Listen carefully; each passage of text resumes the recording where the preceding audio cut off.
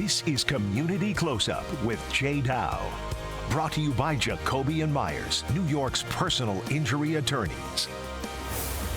Can on-the-spot psychiatric prescriptions fix a spiraling mental health crisis among the city's homeless population? There'll be times where it'll be like 4 months before I got on medication.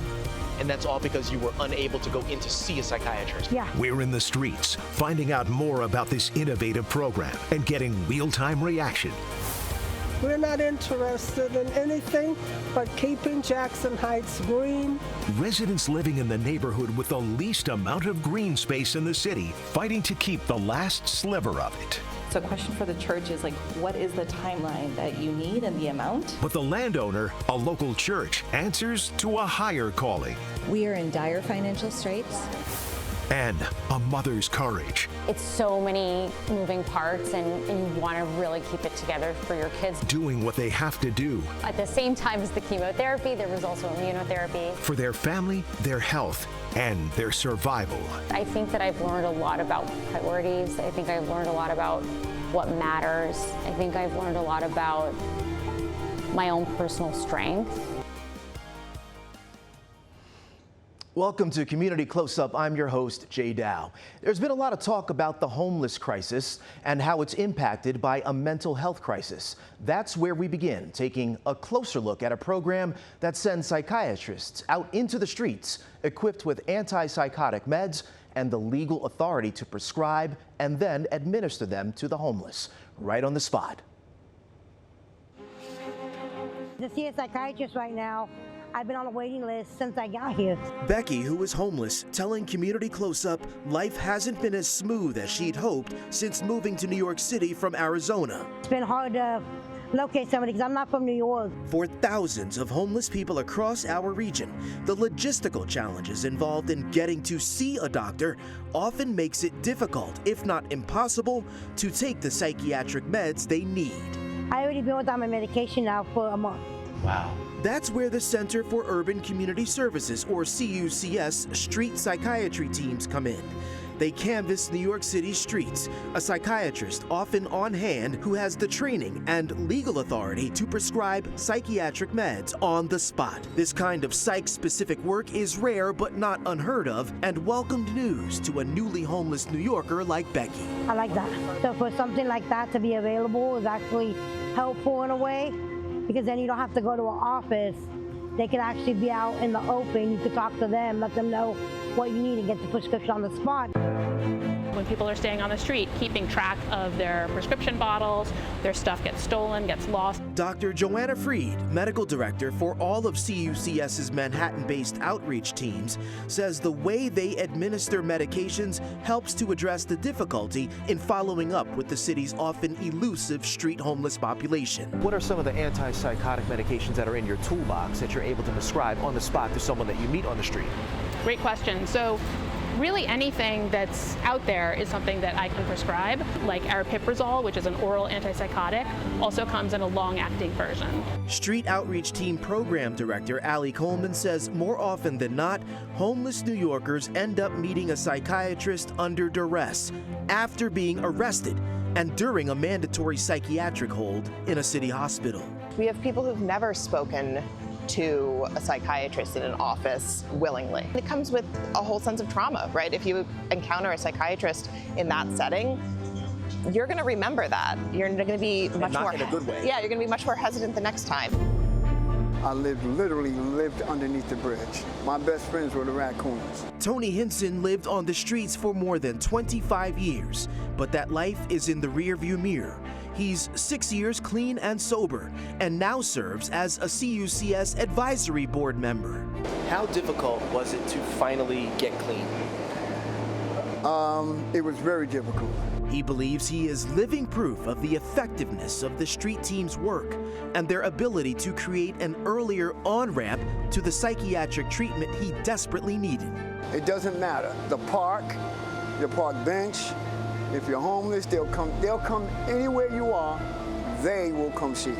How many times have you gone weeks and weeks without your psychiatric meds? There'll be times where it'll be like 4 months before I got my medication. And that's all because you were unable to go in to see a psychiatrist? Yeah. Becky, who moved from Arizona to the Big Apple a month ago, is still trying to find her psychiatric footing. We hope that you can get linked up with a psychiatrist sooner rather than later. Will do, thank you. But she remains optimistic and looks forward to plotting a productive future with a clear mind. Wishing Becky the best of luck. Coming up, the fight to preserve open space in the neighborhood that has the least of it in New York City. But the landowner which controls its fate, a church, answers to a higher power. We'll be right back.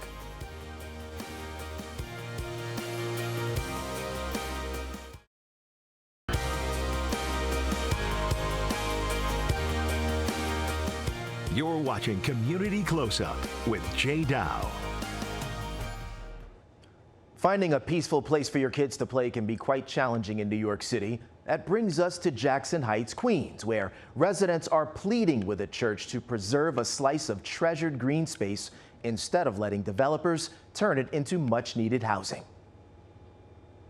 We're not interested in anything but keeping Jackson Heights green. Joanne Stone, a 60-year resident of Jackson Heights, Queens, verbalizing the sentiment of so many New Yorkers essentially living shoulder to shoulder. They're worried about losing a coveted slice of serenity. I live next door. In this case, an open green space behind St. Mark's Episcopal Church, land which it wants to sell ASAP. Overdevelopment is changing, not for the good in Jackson Heights. A coalition of residents and elected officials spent the last several months working to fast-track the park department's ability to cut through years of red tape in order to make an offer on the lot. Its goal? To preserve it as park space, which saves it from the seemingly never-ending spread of new housing construction.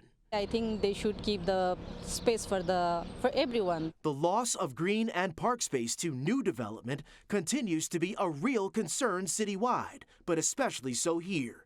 According to the Independent Budget Office, Jackson Heights has less park space per capita than anywhere else in the city. So a question for the church is what is the timeline that you need and the amount? Church representatives recently attended a crowded town hall meeting, fielding questions from concerned residents, but remaining coy about exactly how much the church needs to clear from a sale.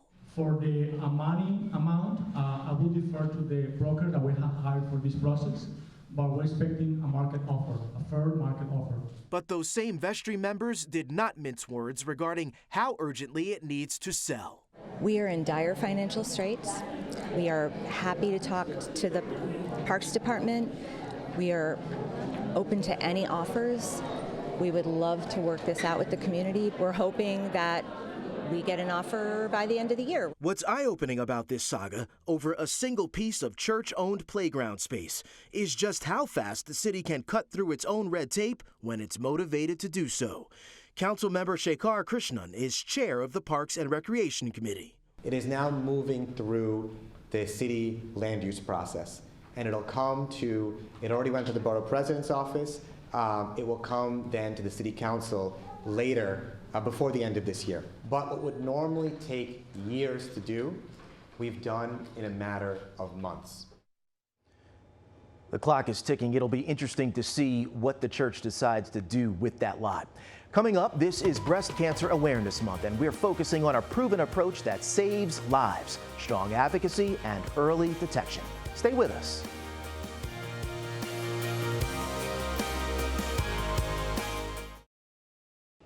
It's an alarming trend. More and more young women, many of them with families, getting diagnosed with breast cancer. How do you balance the fight for survival with being there for your kids? It's a truth a mother and breast cancer survivor who is still in her 30s knows all too well. Julie Millay reports from Greenwich. In 2022, Marcella Kelson was 35, and she had just given birth to her second child, a daughter. It's like a really beautiful sort of moment in our family because it felt like we were sort of getting our stride of as a family of 4. But when her daughter was 4 months old, Marcella was doing a routine self-exam and she found something. Not a lump, but I noticed that at the top of my chest, near the collarbone, there was a thickening of my, like a thickened tissue that hadn't been there before. And, you know, I sort of cross-referenced with my right breast, and I was just checking, like, is this in my head, is this different? But really, it sort of stood out to me as something that just wasn't normal for my particular body. Within days, she was sent for imaging. After a mammogram and a biopsy, she got the news no one ever wants to hear. She was diagnosed with triple-negative breast cancer. It's shocking, and for a while, I felt like it was a bad dream. And I kept being like, this is just gonna be one of those things where I wake up and I'm like, this is over. Like when you don't wake up, it's actually horrifying. In that moment, she knew her life would change, but not just her life. It was a very overwhelming experience, and also trying not to have an emotional reaction when my kids, you know, it's so many moving parts, and you want to really keep it together for your kids. You also want to process, and so there's a lot of competing and conflicting sort of feelings going on, right? You want to keep it together for your children, but you also want your body to sort of process information. And the hardest part was yet to come, the treatment. That consisted of 18 rounds of various chemotherapy treatments. So they were a week apart. And then once that was complete, I then did, at the same time as the chemotherapy, there was also immunotherapy. That was followed by radiation and surgery. In total, 7 months of hell. You know, it was very difficult on my body. I think having small children and going through chemotherapy is really difficult because you really want to keep up with your kids, but you know, you feel like a bad mom. You feel like you can't go pumpkin picking, you can't, there's just so many things that you miss. And I did miss so much that year. And another big physical change, losing her hair. I decided to cut my hair short, but you would really see it falling out in big chunks, and it's jarring, and it makes you feel and look really ill. So it's a difficult process. Yeah. After those 7 months, Marcella's prognosis was favorable. She realized she was learning not just a lot about cancer, but a lot about herself. It was very difficult, and I think, I think it changes you and it hardens you in some ways, it softens you in some ways. It's really, but I think that I've learned a lot about priorities. I think I've learned a lot about what matters. I think I've learned a lot about my own personal strength. Marcella's story is her own, but it's not necessarily unique. According to the Breast Cancer Research Foundation, more women under 50 are getting diagnosed with the disease. The incidence in younger women is still low, about 49 women for every 100,000, but doctors say the trend is concerning. Obviously, people are getting screened more frequently and regularly, so the earlier detection is being caught. There's also precancers, which we call DCIS, which are stage 0 breast cancers. People are definitely catching those more frequently. So part of it is increased surveillance and screening, and then part of it is actually some increased rates, and nobody knows for sure. Dr. Amar Rawari, Chief of Radiation Oncology at Luminous Health, says it's not yet known if there are environmental factors contributing to increased cancer rates in younger people.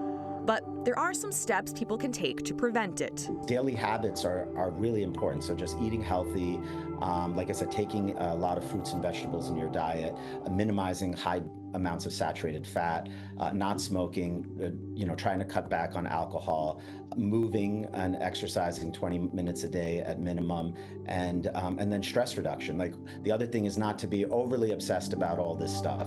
Even with good habits and no genetic history, the scary fact is you could still be blindsided with a diagnosis. It's obviously a very scary thing for anyone to get a new diagnosis of cancer. So I think one of the most important things to realize is if it's caught early, over 99% of these cancers are curable. Congratulations, Mama. Thank you, Doctor. She connects with other cancer patients individually or as part of a small group, leveraging her background in mental health to provide a much-needed sense of community. We've all been there. We've all been in the exact moment you're describing. And there's just so much peace in that. There's so much safety in the being understood without having to say anything at all. For Community Close-Up, I'm Julie Millay. We're so grateful that Marcella chose to share her incredible story with us. Right after the break, we're looking at the fight against breast cancer from another perspective. We're sitting down with a survivor who can proudly say her battle is 15 years in the rearview mirror. How she did it, coming up.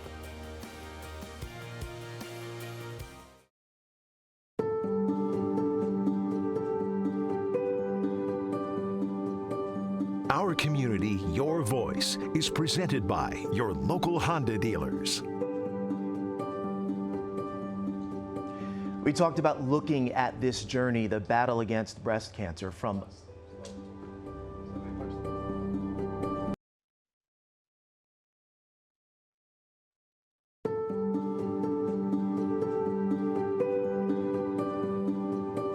Our community, your voice, is presented by your local Honda dealers. We talked about the journey in battling breast cancer and how there is a future. And we are now joined with Lorena Leto, who is a survivor, 15 years in the rearview mirror. Thank you so much for taking the time to talk to us. Thank you for I want to start off by saying that, it was important for us to focus on this topic as a segment for this month's show. October is Breast Cancer Awareness Month. This is a very personal topic for me. My mother is a survivor who beat breast cancer in 2012. My grandmother, who is deceased for about 15 years, she beat breast cancer in the 1950s and lived to be about 91. And so that's why I was so happy to hear that you were going to be able to sit down with us. I want to start off by asking the question, why are we talking to you? And the answer is simple: to see and hear from someone who can say they put it behind them. And so the value of early detection, the value of advocacy, can you tell us how important that was in your own journey? First of all, thank you for having me, Jay. I'm grateful for your story about your mother and your grandmother. It's personal to me too. My mother is a 2-time breast cancer survivor. That's part of the reason I think that I was such a huge advocate for my own self-help. When I first moved to New York City in 1998, I knew that it was very important that I have a doctor who could be an advocate for me and take my health very seriously. And I was blessed to find someone who did just that. I met a doctor by the name of Michael Broadman, who was my champion for many years. And after doing a very in-depth personal family history of health, he realized that we should really take my healthcare seriously. And I started, this was at the very beginning, the late 90s, before the BRCA mutation was something that people were really, it was discovered, but it wasn't widely being tested for. And so he treated me as if I was positive without even knowing if I was positive. And that advocacy, did you find that you had to speak up and say, this is what I want done? Eventually, not with him per se, but once I was diagnosed later on, I absolutely had to become my own advocate, and I've had to be my own advocate. Even, several years later, I still am an advocate for my health. How important is that?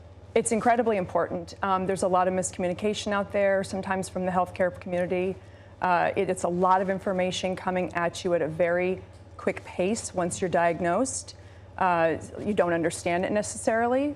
All these different terms about what stage you are, if it's ER positive, PR positive, all these different things that your surgeon, your oncologist, your pathologist are telling you, and it's a lot to process. Once you've had a chance to process, it's important to ask a lot of questions, to take a step back and understand, is this the best path for myself and for my family? For other women who are out there and they are either worried about this or in the midst of that battle, how important is it to have someone in that room with you as an additional ear? It's incredibly critical to have someone there. There's, I did have my husband there, I had my best friend there, sometimes I had my mother there. You think you can hear everything at the time that the physician is telling you, but in all reality, as much as you're listening, your head is still spinning, right? It's a lot of information to take in. I recommend that people take notes. I recommend that they have a caretaker take notes. But we also have to be realistic and realize that there's some people that don't have caretakers. They don't have someone there in that room with them.